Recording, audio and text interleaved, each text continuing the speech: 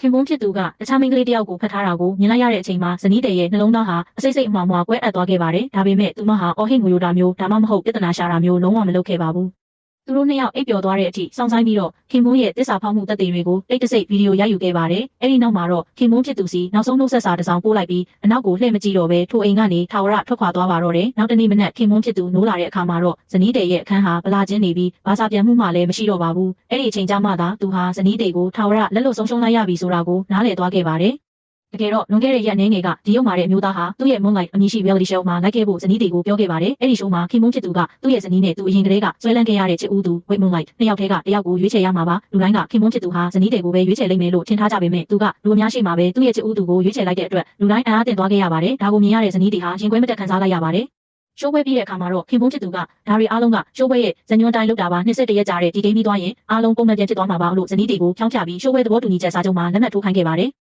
ဒါပေမဲ့ဇနီးတွေအခန်းထဲပြန်ရောက်တဲ့အခါမှာတော့ထိုမိန်းကလေးရဲ့အိတ်ထဲကနေကျလာတဲ့အိမ်အောင်စုစည်ရင်းစာအုပ်ကိုမတော်တဆတွေ့ရှိသွားပါတယ်။စာအုပ်ကိုဖွင့်ကြည့်လိုက်တဲ့အခါပထမစာမျက်နှာမှာခင်ပွန်းဖြစ်သူရဲ့အမည်နဲ့ဒုတိယစာမျက်နှာမှာထိုမိန်းကလေးရဲ့အမည်ကိုတွေ့လိုက်ရလို့သူမတုန်လှုပ်သွားခဲ့ပါတယ်။ပိုပြီးထိတ်လန့်စရာကောင်းတာကသူတို့နှစ်ယောက်မှာ၄နှစ်အရွယ်သမီးလေးတစ်ယောက်တောင်ရှိနေပြီဆိုတာပါပဲ။ဒါကိုမြင်လိုက်ရတဲ့အခါဇနီးတွေဟာကဘာပြတ်သွားသလိုခံစားလိုက်ရပါတယ်။အဲဒီတော့မှပဲဒီရှိုးပွဲဟာခင်ပွန်းဖြစ်သူကသူ့ရဲ့ချစ်ဦးသူနဲ့သမီးလေးကိုအတားအဆီးမရှိလက်တွဲနေထိုင်နိုင်ဖို့ဖန်တီးထားတဲ့အကြောင်းပြချက်တစ်ခုမှန်သူမနားလည်သွားပါတော့တယ်။သူမလက်မှတ်ထိုးလိုက်တဲ့ရှိုးပွဲသဘောတူညီချက်ဆိုတာကလည်းတကယ်တော့လင်မယားကွာရှင်းစာချုပ်ဖြစ်နေခဲ့ပါတယ်ဆိုလိုတာကဇနီးတွေဟာတေချာစီစဉ်ထားတဲ့ပူးပေါင်းကြံစည်မှုကြီးရဲ့တားကောင်ဖြစ်သွားခဲ့ရတာပါ။နှလုံးသားကွဲအပ်နေတဲ့ဇနီးတွေအခန်းပြင်ထွက်လာတဲ့အခါမှာခင်ပွန်းဖြစ်သူကတငယ်ချင်းတွေနဲ့စကားပြောနေတာကိုကြားလိုက်ရပါတယ်။တငယ်ချင်းတွေကမင်းမိမအမှန်တရားကိုသိသွားမှမကြောက်ဘူးလားလို့မေးတဲ့အခါမှာတော့ထိုမျိုးသားကသူဘယ်တော့မှမသိစေရဘူးလို့အမှုမဲ့အမှတ်မဲ့ပြောလိုက်တဲ့အပြင်ဘယ်သူမှနှုတ်မဟောက်ဖို့ပါတင်းတင်းကြပ်ကြပ်သတိပေးနေခဲ့ပါတယ်။ဒါပေမဲ့ဇနီးတွေကအမှန်တရားအားလုံးကိုသိသွားပြီဆိုတာသူလုံးဝမသိရှာပါဘူး။သူမဟာချက်ချင်းပဲအခန်းထဲပြန်ဝင်ပြီးနောက်20ရက်အတွင်းမှာဥပဒေရေးရာကိစ္စဝဝကိုအပြ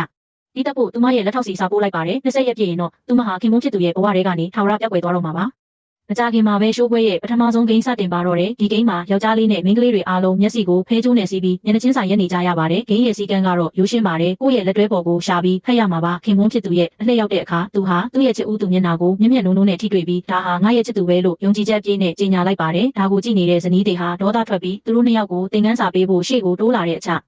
အိမ်မှာပဲထိုမိန်းကလေးကသူမကိုအတင်းတွန်းလိုက်ပါတယ်ဇနီးတွေဟာစင်ပေါ်ကဝိုင်ဖန်ခွက်တွေပေါ်ကိုတဲ့တဲ့ကြီးလဲကျသွားပြီးဖန်ခွဲစာတွေတကိုယ်လုံးဆိုင်ကသတိလစ်သွားပါတော့တယ်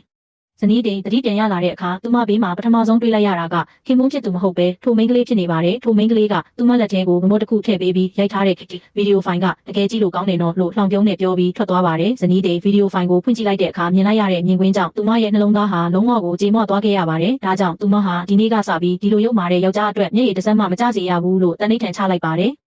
ရန်နေငယ်အကြမှာတော့ဇနီးတိန်နည်းနည်းသက်သာလာပြီးတနက်ပြစ်ကိန်းတစ်ခုမှာပါဝင်ရပြန်ပါတယ်ထိုမိန်းကလေးကတော့ခင်မွန်းရဲ့ရင်ခွင်ထဲမှာသူမတယောက်တည်းသာရှိရဲဆိုတာကိုသက်သေပြဖို့နောက်ထပ်အခွင့်အရေးတစ်ခု